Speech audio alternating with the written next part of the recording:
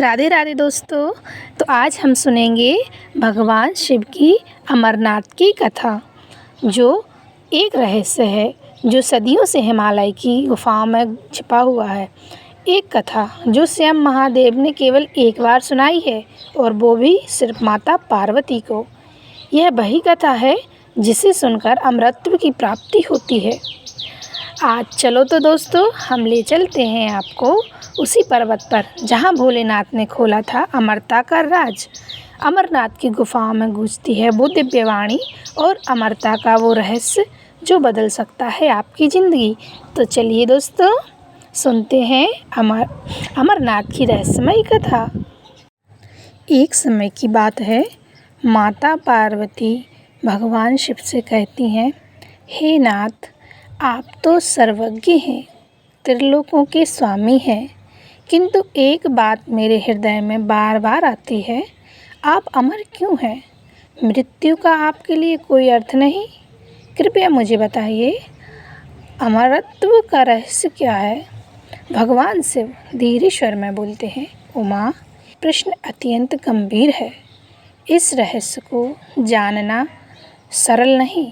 यह अमर कथा केवल अत्यंत तपस्वी और योग्य को ही बताई जाती है, किंतु तुम्हारी भक्ति, सेवा और प्रेम से प्रसन्न होकर मैं आज तुम्हें यह रहस्य बताने के लिए तैयार हूँ।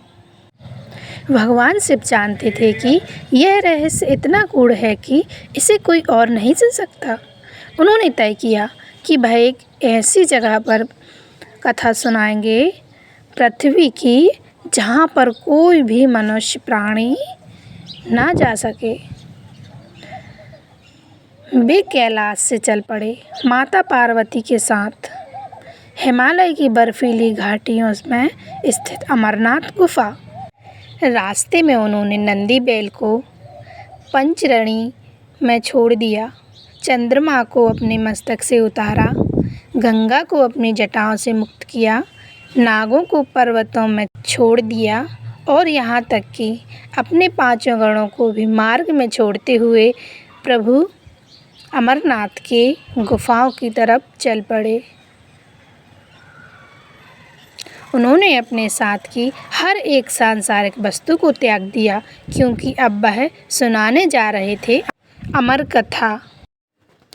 भगवान शिव पहुँचे उस पवित्र गुफा में जहाँ चारों ओर शांति थी, सिर्फ हिम और तपस्वी ऊर्जा।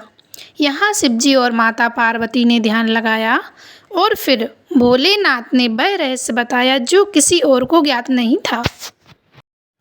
भगवान शिव, उमा, इस सृष्टि की उत्पत्ति, स्थिति और संहार तीनों मेरे अधीन है। मैं ही ओमकार हूँ, जो ना कभी जन्म लेता है और ना कभी मरता है। यह केवल अमरत्व केवल आत्मा को सत्य को जानने से ही प्राप्त होता है। माता पार्वती, नाथ, कृपया विस्तार से बताइए, यह आत्मा अमर कैसे है? भगवान शिव कहते हैं, सुनो देवी, आत्मा ना तो जन्म लेती है, ना ही मरती है, वह केवल शरीर रूप में आती जाती है। जो इस रहस्य को जान लेता है वही अमर कहलाता है। जब कोई अपने कर्मों से ऊपर उठकर ध्यान और भक्ति से सत्य का अनुभव करता है, तभी वह इस अमरत्व को प्राप्त करता है। जब शिवजी माता पार्वती को अमर कथा सुना रहे थे, तब उन्होंने सावधानीपूर्वक सुनिश्चित किया कि कोई दूसरा प्राणी वहाँ ना हो, लेकिन वे यह नहीं जानते थे कि गुफा में दो कबूतर का जोड़ा भी था, जो एक चट्टान के पीछे छुपा हुआ था। वो दोनों पूरी तरह कथा सुन चुके थे। भगवान शिव जैसे ही कथा पूरी होती है, अब यह रहस्य बाहर ना जाए, अन्यथा इसे जानने वाला भी अमर हो जाएगा। भगवान शिव को जब कबूतरों के होने का भान हुआ, तो उन्होंने उन्हें मारने का प्रयास किया, परंतु उन कबूतरों ने अपने प्राण समर्पण कर दिए और भगवान भोलेनाथ से क्षमा मांगी। भोलेनाथ ने उनकी श्रद्धा और कथा सुनने की पवित्रता को देखकर उन्हें आशीर्वाद दिया और तभी से यह गुफ़ा अमरनाथ कहलाती है। कहते हैं आज भी वे कबूतर वहाँ दिखाई देते हैं जो अमर हैं। यह कहानी केवल कहानी नहीं है, यह आत्मा के ज्ञान की पराकाष्ठा है।